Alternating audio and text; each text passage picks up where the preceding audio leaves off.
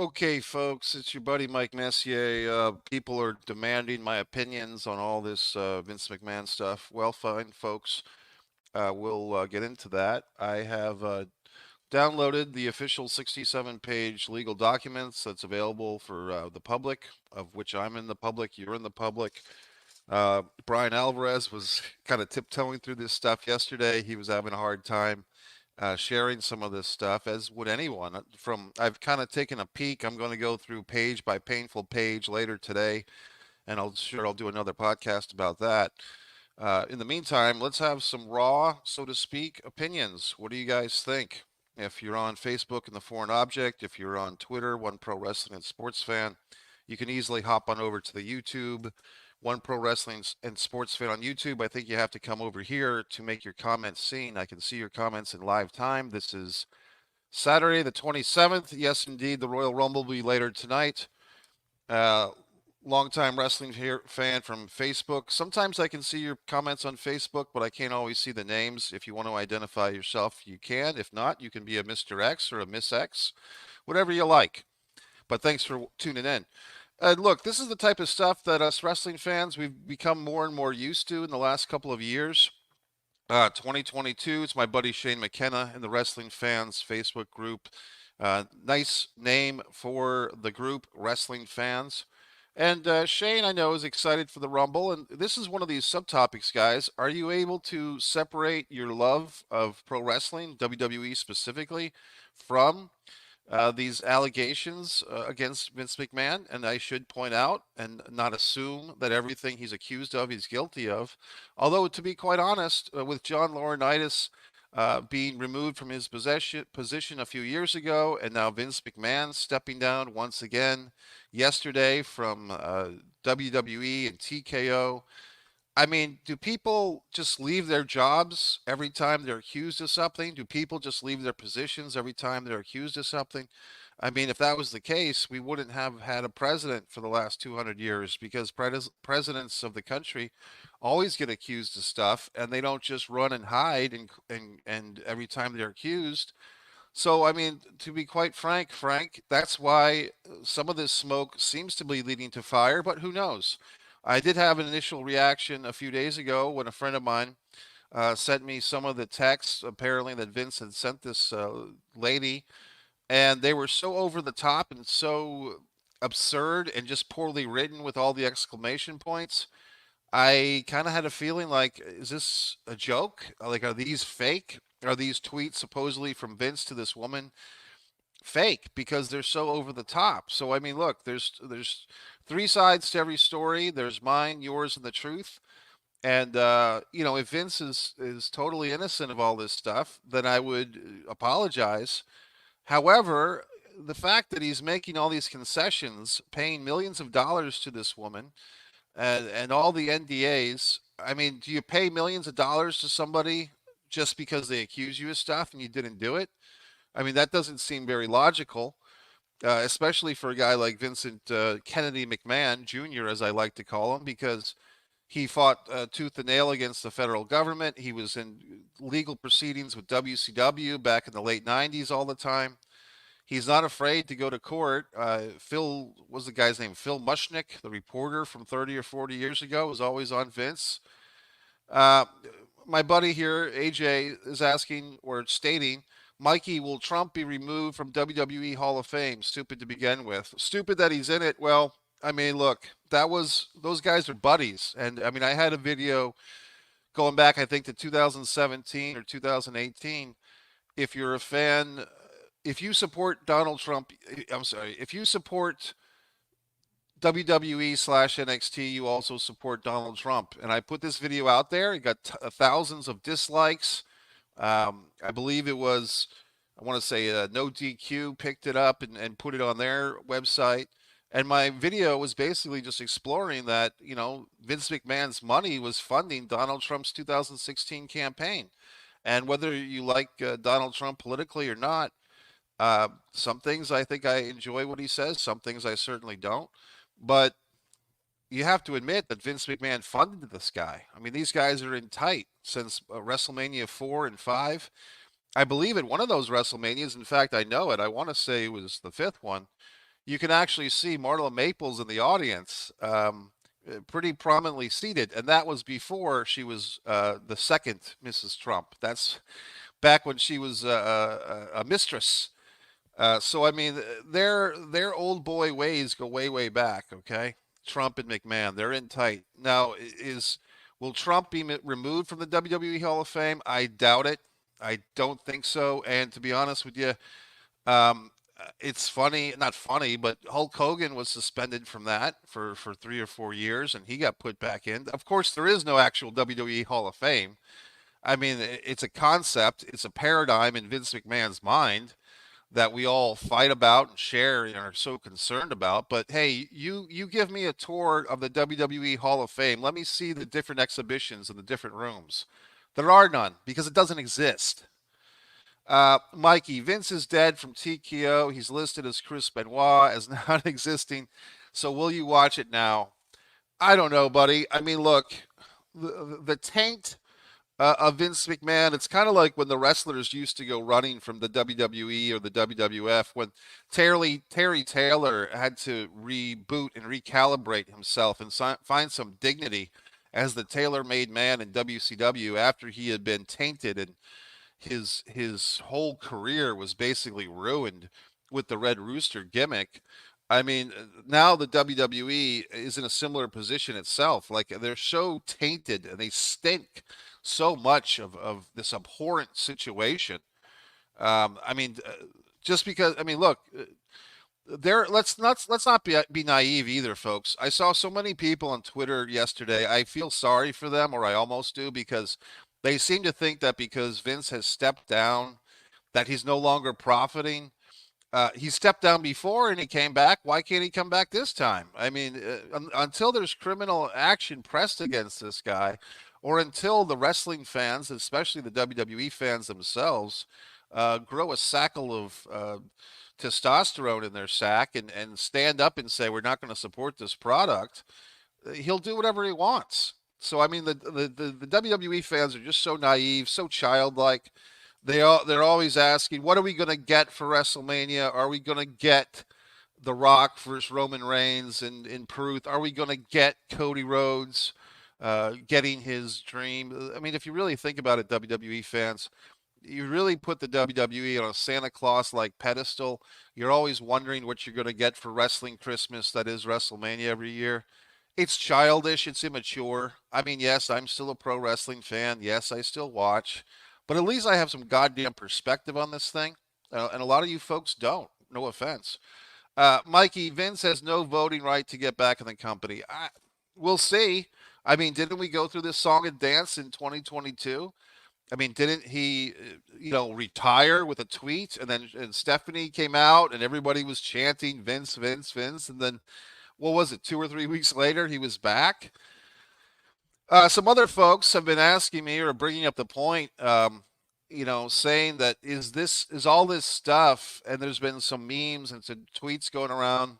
Is all this type of stuff why Shane McMahon, his kind of coming and going from the WWE has been a little bit erratic or a little poke in, poke out? Wasn't it? Was it 2 years ago at WrestleMania, or was it just this past WrestleMania? Wow, it's almost getting to be a full year ago, but he had his little thing with the Miz, but then like Shane blew out a quad or blew out a fucking MCL or ACL or some other leg abbreviation, and he couldn't stand up, and so Snoop Dogg had to come in the ring and take over the little spot with the Miz. I just bring that up because it has been interesting that Shane McMahon has done kind of the pokey in, the pokey out of the WWE for several years, actually decades, if you think about it. I mean, I think he was fully gone from the company for 7 years, and he was doing the Netflix thing in Korea, like the Netflix version of Netflix Korea or whatever. He pronouns pal. He had contract with TKO saying he can't be fired. Only way he would be officially done if he's dead or resigned from them. Okay, fair enough. But does Vince have the power of unresigning? Does he have the power of unretiring? I don't know the answer, AJ, and maybe you do. I don't. I don't.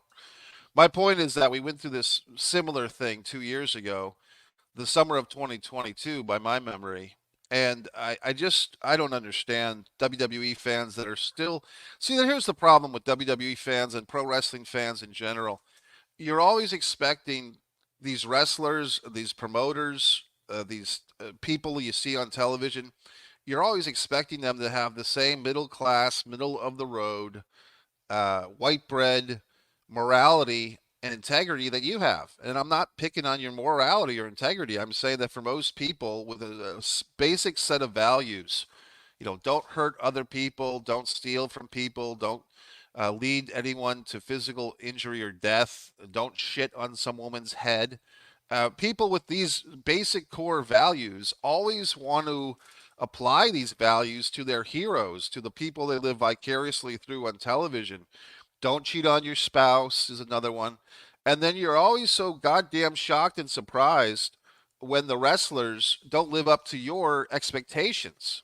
Well, the wrestlers are wrestlers for a reason because they don't have middle of the road, white bread, middle class, uh, everyday 9 to 5 values. They live by a different rule or less. No rules is their rule. They cheat on their spouses, okay? We saw Paige and Xavier Woods and the other bum doing their menage a trois, and who knows who was on the camera for that, if it was just on a pedestal, a tripod or whatever. But the point is, these wrestlers have a lack of values, a lack of ethics, a lack of morality. That's why they're in the traveling circus. I mean, when the pandemic came and people were thinking, "Oh, the wrestlers must be so happy they get to stay closer to home to be with their wives." The intelligent wrestling fan knew that the wrestlers hated being home with their wives and kids. I mean, look at Ric Flair. He never liked being home with his wife and children. He wants to be out on the road caravanting with the rats, as they call them.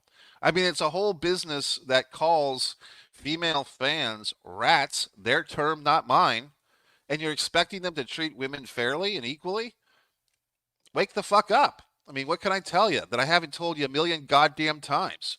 I mean, just look through my catalog of videos going back to 2017, calling out Vince McMahon, going on the Vince Russo show, calling out the WWE for their work in Saudi Arabia, calling out Brock goddamn Lesnar. I did, not you. I did. Calling out Joey Ryan, another goddamn pervert. So I've been doing all this. Where the fuck have you all been? Let's see. What did you say about Pat Patterson? I bet Pat Patterson. I'm sure he did, buddy. I'm sure he did. I mean, I always refer people to Al Perez's shoot video, ironically enough, with RF video.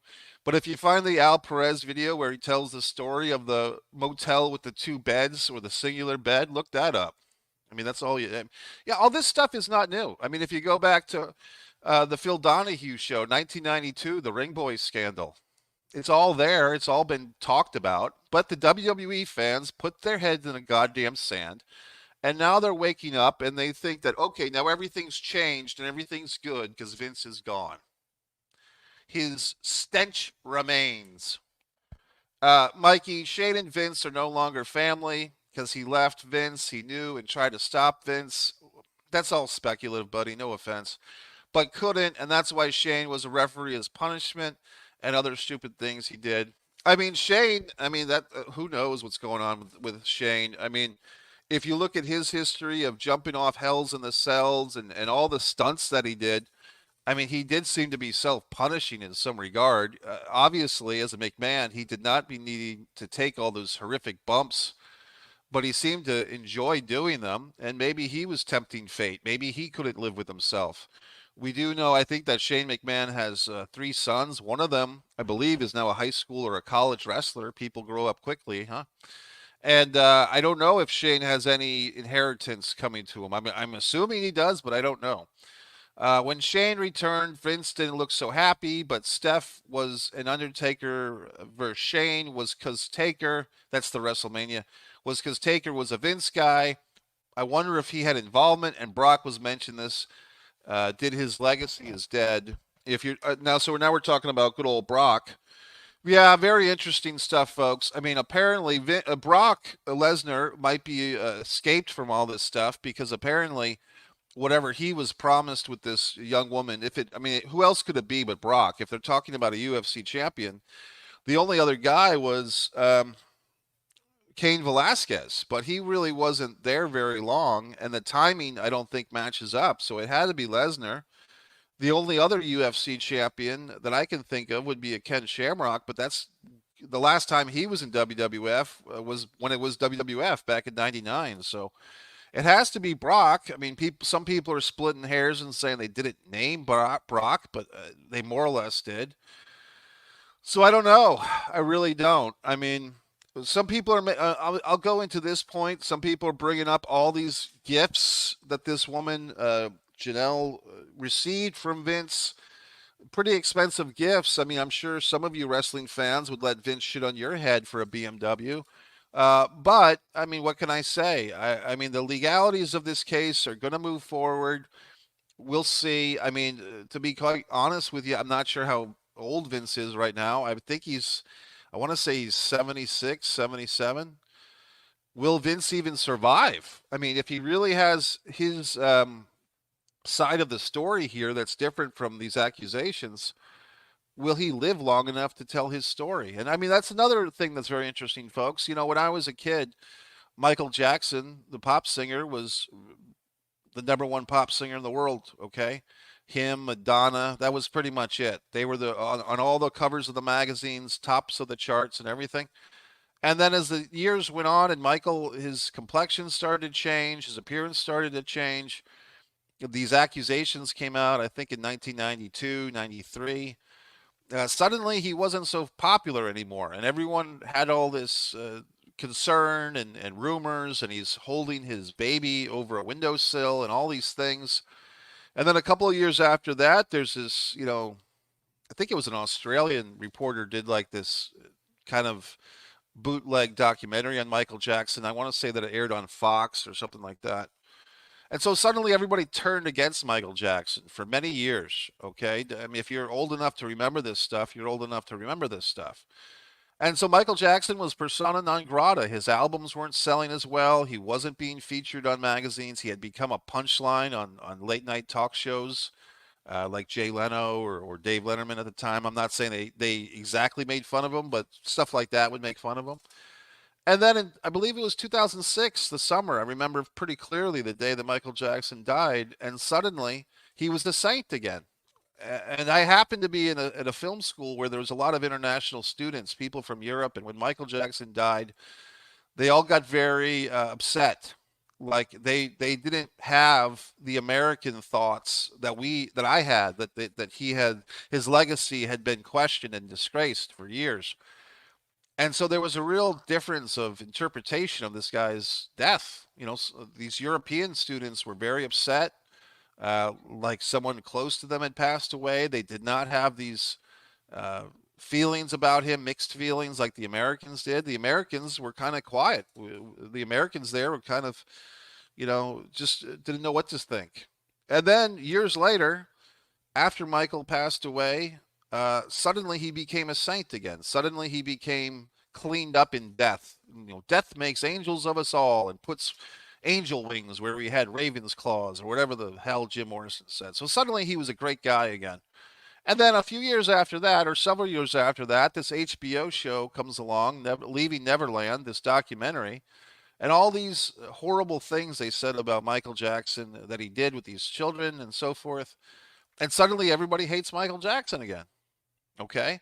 And then a year or less after that, some people said, well, actually, those documentary guys made up their stories. We can disprove their allegations. We can disprove their stories. And suddenly Michael's great again.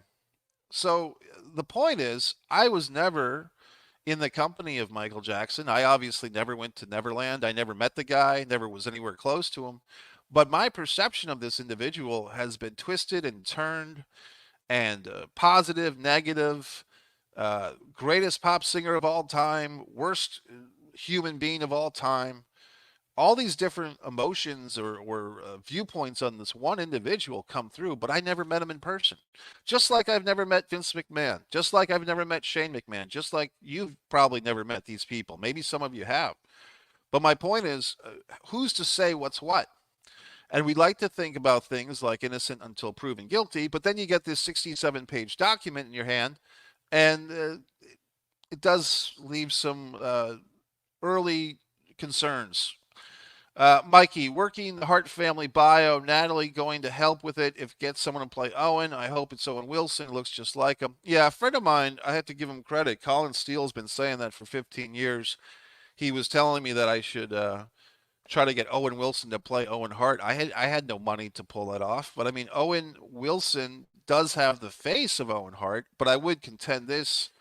I mean, I think Owen passed away, I want to say at age 38. I think Owen Wilson is probably 54, 55 years old right now, maybe 52. Uh, does Owen Wilson have the physicality in his early to mid 50s to play a guy who passed away at age 38? Especially if you're going to look at this, like the Calgary Stampede era of Owen when he was probably a teenager. The Blue Blazer run, he was probably in his early to mid 20s. He wrestled until he passed away in 99. I mean, it's tough because Owen Wilson does have a great face for Owen Hart, but unless you're going to use a stunt double and put Owen Wilson's face digitally on the stunt double, which I suppose you could do, I think that's a tough thing. So, I mean, we'll see. But with the technology, I mean, like I said, I mean, Game of Thrones did that stuff 10 years ago. They were putting actresses' faces like on stunt doubles' bodies for some of their more lascivious scenes. Okay, so I mean it's possible. I mean, I did an interview the Iron Claw gentleman, Harley Race. He's an actor, and he guess what he did? He learned how to wrestle. Chavo Guerrero Jr. taught these guys in that movie to wrestle. All right, folks. If you got any more opinions on this, I will read the whole 67-page document. For the benefit of the fans, for the benefit of the Shane McKennas of the world, I'll probably watch the Royal Rumble as well. I'll monitor it for the benefit of the community. Not that I want to support this god awful company anymore, but for the benefit of those that need my opinion, that demand my opinion, I will watch it reluctantly. It would really be funny if the audience had some good chance, if the audience had a set of balls and had some good chance. Mikey, I hate Logan Paul. He's trash. Not WWE cause heel. He's great in the ring. He shot a live video in death, forced a guy kill himself live. I know what you're talking about here, AJ.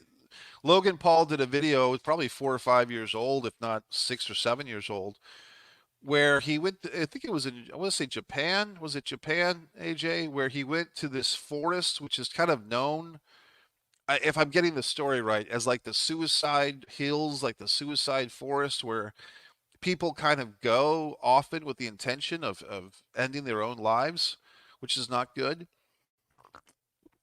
And I guess Logan Paul was doing his streaming or his video and he made some type of joke about it. And then he kind of retracted and he apologized and he did like another video where I think he actually went to a therapist or some expert to get educated about it. So look, I'll say this, folks. In the time of where everybody wants to be first and edgy, and I have a hot take on this and I have a hot take on that, if someone actually goes through the process, like apparently, if I'm remembering the story correctly, Logan Paul actually trying to get educated and trying to learn what he did, why it was so offensive, and why it was so disrespectful to the deceased, I'll give him credit for that. Uh, However, I mean, I find Logan Paul, oddly enough, I think the best thing that he does to entertain me is when he's wrestling. I mean, I give the guy a lot of credit. He's a very good, excellent part-time wrestler. If he were to fully apply himself, he could maybe even be better.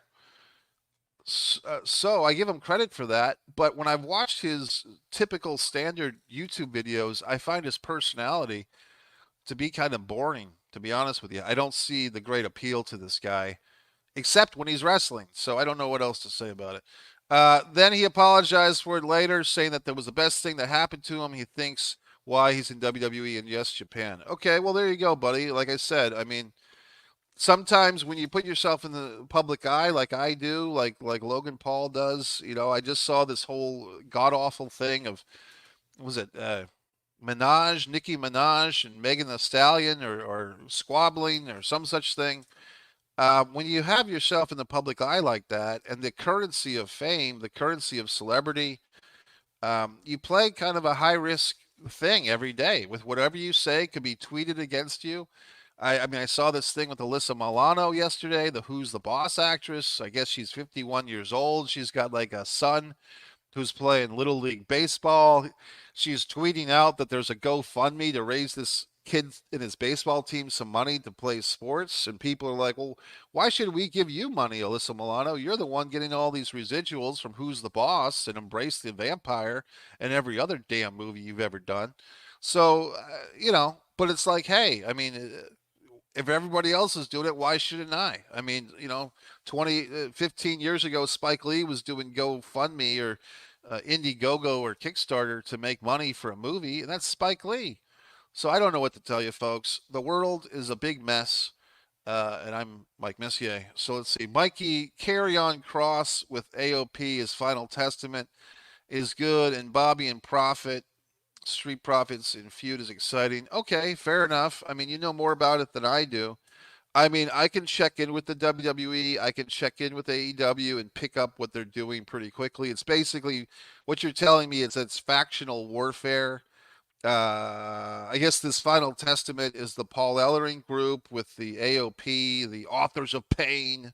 I mean, do these guys actually write books? Do they sit there and write literature that we're supposed to read? And then they got the Scarlet Bordeaux and the Carrion Cross, and there's somebody else in that group, isn't there?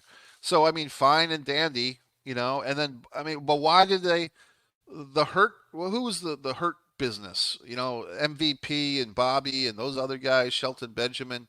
Why did they break them up? And why do they have to have this Hurt Business 2.0? What was wrong with the original group? That's why it's so frustrating to be a WWE fan because when they actually do a slip on a banana peel twice a day and get something right, they tend to screw it up. Let's see here, buddy. Mikey, NXT main roster, not the same show. Yeah. Why Elektra Lopez and NXT turned face against Lola Vice? And last night she helped Santo win against Carlito as heel. I didn't see any of this stuff, buddy, to be honest with you. I guess it's an NXT pay-per-view. I tend to go to the NXT house shows. I like to support the young wrestlers on their come up. But I mean, I did not watch the NXT pay-per-view, so you know more about this than I do. If you go over to the shorts section here on One Pro Wrestling and Sports Fan, you can see some of my live photos from these NXT shows. And I give the young talents a lot of credit. I mean, these young wrestlers, whether they're lifelong wrestling fans or they're just college athletes that are giving pro wrestling a try, a lot of them are very talented, and they're doing their best. Brian Pillman Jr., now known as Lexi King, has been doing some really good, or Lexus King has been doing some very good stuff at these NXT house shows. So I give him credit. But I mean, as far as the storyline stuff with Elektra Lopez and all this stuff, I don't know. I think another funny thing, guys, that I've been thinking about is with all this Vince McMahon stuff, is this going to be like meme material for the next 30 or 40 years? Like, I mean, every once in a while when wrestling gets boring, will they pull out some Vince McMahon shit on your head reference? I mean, we'll see. I mean, I just think it's funny. Well, fine, folks. I'm going to get going. I'm going to read that 67-page document. If you Google it, it's on there. I did make a nice post in the Wrestling Fans Shane McKenna's group. Some gentleman provided the link to that legal document. The Foreign Object is my Facebook wrestling group. Mikey never liked Impact, but TNA is back. It's getting Nick Nemeth. It's getting good with Nick Nemeth. It's drawing your attention and working on getting a cable TV show. I hope that they do better, buddy. I mean, I had some real issues. I was really a big TNA fan. I actually went to their match, their show with Kurt Angle versus Samoa and Joe in the cage, the six sides of cage that was in Worcester, Mass. Worcester. I was a big TNA fan, and then when they just a couple of years, they really just went downhill so quickly. They lost their Spike TV deal. They went to another network, then another one. They really hit the shits pretty hard. And then when they put their men's world title on Tessa Blanchard, and then she left the company, um, without ever defending the title, I just thought that they hit rock bottom creatively. I know that there's a lot of hardcore TNA fans out there. I was considering to buy their yearly subscription and watch their last pay-per-view. I know my buddy Shane McKenna did. They happened to be going against the NFL playoffs that night for whatever reason. I got back into the NFL pretty hard this year. Maybe it's, Taylor and Kelce have brought me back in. Who knows? But who knows, buddy? In AEW, what is their issue when show is bad? MJF is huge. Draws out. Well, I don't know, man. I mean, the MJF title reign, I think we can agree. I mean, was a disappointment. And the thing about AEW, although I'm wearing the shirt and I support their company, I do feel that they have too many championships. AEW has, or last time I checked, they had this All Atlantic Championship. It used to be, was it called the Mid Atlantic Championship, or then they had the TNT title. Then they had the world title. What other titles? They have all the ROH titles, ROH Pure title, RH. I mean, I tweeted this out. Why is there an ROH television championship when there's no ROH television show? Then you have tag team titles for everybody.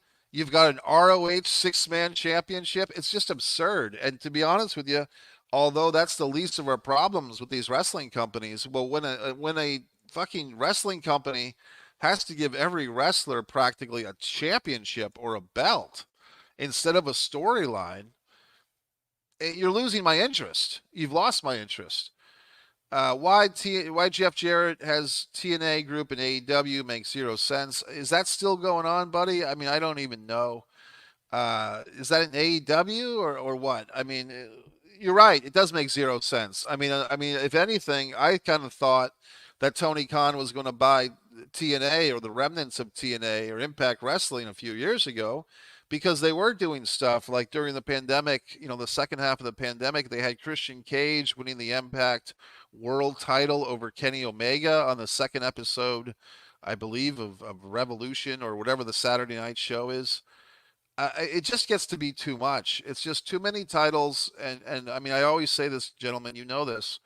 When everyone is a champion, nobody is the champion. And we know that all this stuff is kind of just a fantasy. It's just a paradigm in our own collective imaginations. But if there's no logic or sense to it, I'm out. I'm not going to enjoy it. I'm not going to stand by and watch the business consume itself. I'm too intelligent for that. I think that you're too intelligent for that. There's life is too short for bad wrestling. So tonight we'll see what happens. I mean, the people that bought their tickets, I know my buddy. I'm not sure if he's going to this one or not, but Tantalizing Tony, if he's going to this show, I'd be interested in his report. I'd be interested if any of you fine folks that are out there seeing this, if you're going to the show live, the Royal Rumble. It's not too far from me, actually. It's in Tampa, Florida, I believe. Let me know how it goes. I'm hoping that it's a good show. I mean, I think the last Royal Rumble I can remember was last year. Cody, I think they put the men's Rumble first. I think that's kind of a mistake. I think with the legacy of the men's Royal Rumble, here's another thing, and just while we're at it, I think that having two Royal Rumbles on the same show is an error. I think it's fine to have a women's Royal Rumble, but I feel that having two Royal Rumbles that are 30 people in each one, it's just too much Royal Rumbling. It's more is less. It just diminishes the men's rumble, and the men's rumble diminishes the women's rumble. So if there was a way to maybe split this up, maybe you have an NXT pay-per-view and you put the women's rumble on that and you save the men's rumble for the traditional pay-per-view, or even vice versa if you need to be hashtag just something to split those two matches away from each other. That's like going to a wrestling show and seeing two battle royals in one night or two Texas death matches in one night. It's just too much, in my opinion. So anyway, folks, not to be a Vince McMahon and shit on everybody's head about everything, but just sharing thoughts, sharing wrestling thoughts. I'm glad you guys demanded my attention. I will read that 67-page document. Why did Tony buy Ring of Honor? He's done nothing with it. Well, he has done something with it. We're just not watching it. I mean, you could go subscribe to the Honor Club right now. I could, you could, AJ, but we don't, because we have lives. I mean, I know that you're a busy guy. You're working. I'm a busy guy. I'm always working. I'm currently working on my novel here, Fighter Play Basketball. I mean, this more intellectual value and integrity in my novel than anything you'll see in these goddamn wrestling programs this year. But in any event, we don't have 24 hours a week to watch pro wrestling, whether it's WWE, AEW, ROH, NXT, TNA, blah, blah, blah, MLW. We don't have time because we're busy human beings. And the wrestling companies think that we're all a bunch of idiot McMarks that are just sitting there with our collective metaphorical dicks in our hand watching their goddamn wrestling shows. Well, we have better things to do with our time. So there you have it. All right, folks. Well, enjoy whatever you do tonight. If it's rumbling, if you watch the NFC games, I am predicting. What am I predicting here? I'm predicting Mahomes and the Chiefs get by the Ravens, and I'm predicting the Lions go to San Francisco with some flowers in their hair, and I'm predicting the Lions versus the Chiefs in the Super Bowl. So I guess I'm predicting the two road teams tomorrow in the championship Sunday, if you care what I think. And that's it. So I'll talk to you guys later. MikeMessier.com. Buy all my books. Subscribe to all my YouTube channels. Do everything I say. Have a nice weekend, gentlemen. God.